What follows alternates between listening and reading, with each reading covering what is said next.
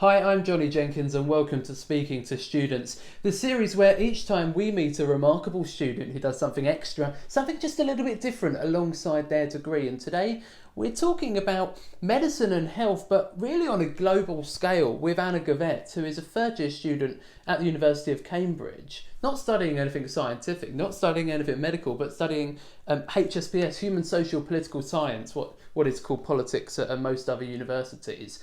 Anna, hi, it's so great for you to join me today and to see you.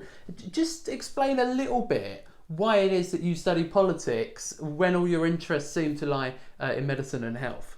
Hi John, it's nice to be on here. Thanks for having me.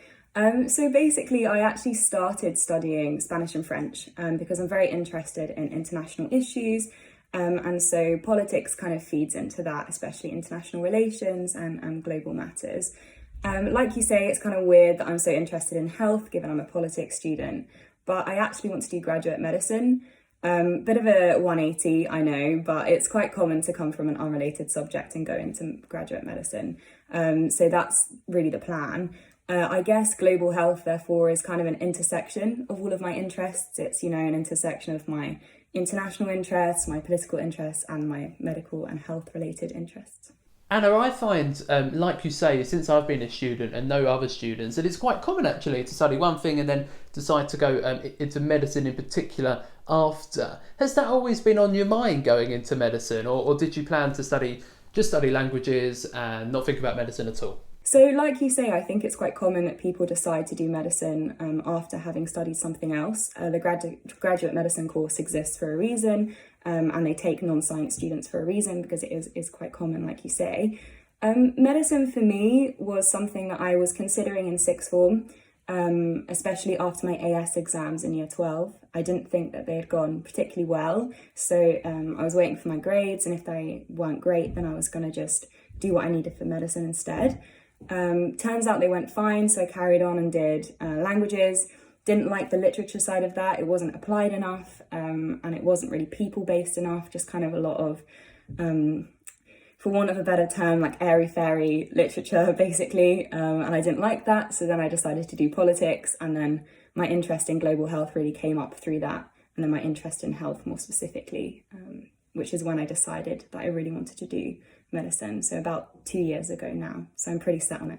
And here you are, Anna, with all the different things you do alongside a degree, and we'll get into those in a minute. But you're at the University of Cambridge. It is one of the most prestigious universities in the whole world. It's something that so many aspire to get to. Do you feel that pressure on you when you're at university to sort of perform best because you are at Cambridge? You're right in that Cambridge is a very prestigious university and a lot of people really want to go there. Obviously, I completely understand why, because I was in that exact boat as well. But I mean, once you're there, I don't think it's that much different to any other university. I don't think I feel like a disproportionate amount of pressure. I know all of my friends who are students at other universities are also as stressed as I am.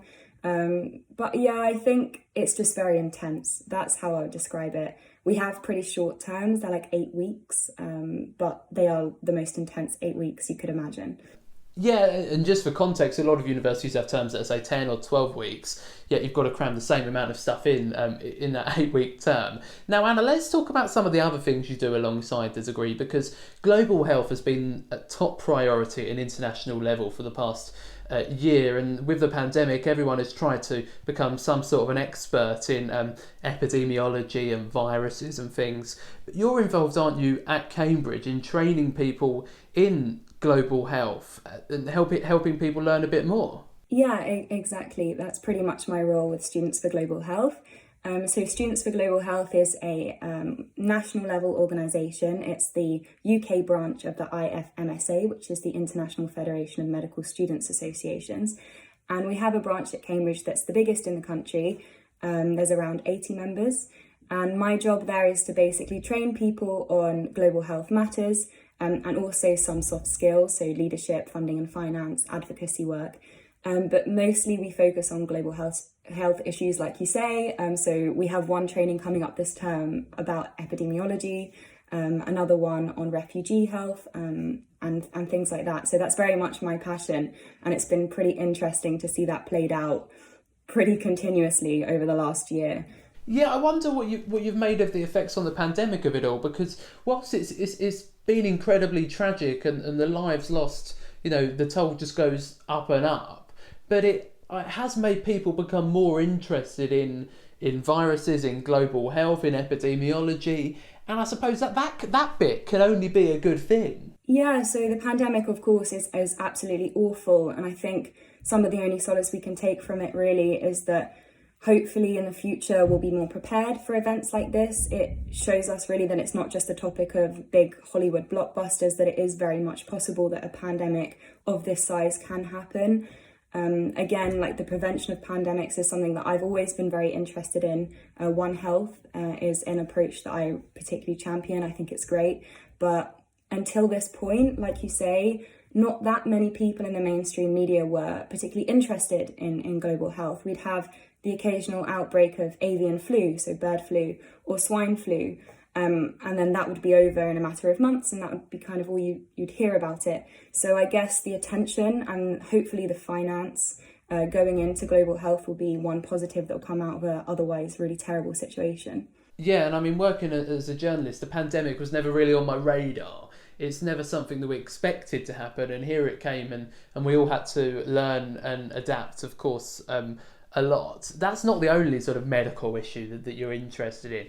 You do some work with the Foundation to Prevent Antibiotic Resistance. Now, they're based in Sweden, and that signals all your international links as well. But you took part in a sort of consultancy scheme and decided to stay with them afterwards. Yeah, exactly. So I basically took on a project through a consultancy firm based at Cambridge. And most of my teammates, they were excellent, but they were there for, the consultancy experience because that's what they wanted to do. But like what we've discussed, obviously I want to do medicine, and being a doctor is kind of worlds away from being a consultant of the business kind. So I actually just wanted to do this project because it was on antimicrobial or antibiotic resistance. The Foundation to Prevent Antibiotic Resistance is the name of the foundation. And like you say, they're based in Sweden. They're quite a young foundation, and I basically work with them to help them grow and increase their income, and particularly engage with students. So it kind of marries quite well with the Students for Global Health work that I do. And the sort of messages that you're promoting with this foundation is, if you're taking antibiotics, finish the full course to sort of stop the virus being able to stay in your body and work against the antibiotics, very, very layperson's terms. And then also the fact that we don't always need antibiotics, and so we only really should use them when we need them. Yeah, exactly. They are pretty much the key messages from the foundation and from the antimicrobial resistance movement in general. Only take antibiotics if you have a bacterial infection. They don't work against viruses, for example, the common cold. Antibiotics there aren't useful. So it's about educating people on when antibiotics should be taken and when they shouldn't. But really, on a wider scale, it's about managing animal agriculture. That's a massive area that causes quite a great deal of antibiotic resistance because antibiotics are used on such a large scale. And the foundation, really tries to push those values as well, which is great. But the main job of the foundation is taking money from corporate and public donors and giving that to researchers working to prevent antimicrobial resistance. Well, that's so good to hear, Anna, and it's such an important cause, clearly. You also lobby your university to make their medicine, make their research accessible, don't you? So yeah, that's UAEM. I work with them quite a lot. It stands for Universities Allied for Essential Medicines. And the primary aim of the organisation, which is student-led, is to lobby universities and institutions who are leading in research on health matters. So work on therapeutics, diagnostics, vaccines, for example, with COVID. Basically lobbying them to make sure that their licensing is socially responsible. By that I mean that patents that they sell to private pharmaceutical companies are as fair as possible. So basically making sure that they're not requesting vaccines to be sold at really inflated prices, to being sold at cost, and making sure that medicines are accessible to as many people as possible. Because of course, healthcare and medicine in general it's renowned for being very expensive. So students have quite a key role in holding their universities to account and making sure that they're charged at reasonable prices.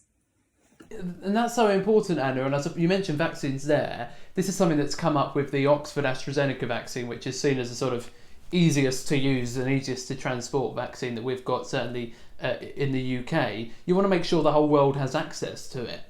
Yeah, completely. And that's one thing that I personally am very passionate about, is equal access to medicines. I think it's very unfair that certain countries, certain groups of people are able to afford medication and vaccines and others aren't. That's something that really drives UAEM to do the work that they do, and it's so important. And even with the Oxford AstraZeneca vaccine, like you said, the legislation around it said that it would be sold at cost, but UAEM did a really great job at lobbying both parties to make that clearer, provide some transparency around that. What exactly was at cost, and was it really at cost? I think in general, the theme with UAEM is holding institutions to account. And then you could result in a situation where one half of the world can afford to vaccinate their population and the other can't, and then they have to live with coronavirus, and obviously no one wants that. So if that isn't all enough, Anna, if you're not busy enough with all of your international bits and bobs you do, you also spend some time tutoring students in China. Are you tutoring them to learn English? Yeah, so I also tutor kind of a bit of part-time work. I cover basically Spanish, French and English, so it really depends on what the student wants. Most of the demand is, of course, in English, but actually one of my favourite students, shouldn't really say that, but one of my favourite students, she wants French. So we've been learning French together for around a year now. And yeah, it's really, really fulfilling, I find, to teach these students. They're very hardworking and very engaged, so I love that as well. You must find that part of it all so rewarding, because you're actually seeing your work make a change over the course of a week, a month or a year. I think it's so brilliant, Anna, as always on this series, to meet people that are so busy alongside their degree. If someone was maybe starting their degree or doing one at the moment and they're not sure if they'd have time to do extra bits, what would you say to them? I think one of the benefits of being a student is really the flexibility you have with your time. That's probably not really possible at any other stage in your life. I guess, at least for a degree like mine, which is quite low contact and a lot of private work, you are basically completely in charge of your schedule, bar a couple of hours each week. So I think if you want to do something, it's always possible to make time for that. Of course, it's easier when you're in your first year and when your exam results aren't so pressing and aren't so important. But I'm in my third year now and I still spend a lot of time doing these extra things. But I think that's because that's what I'd be doing in my downtime anyway, because I'm passionate about them. And also because if you manage your time well, there is plenty of hours in a day.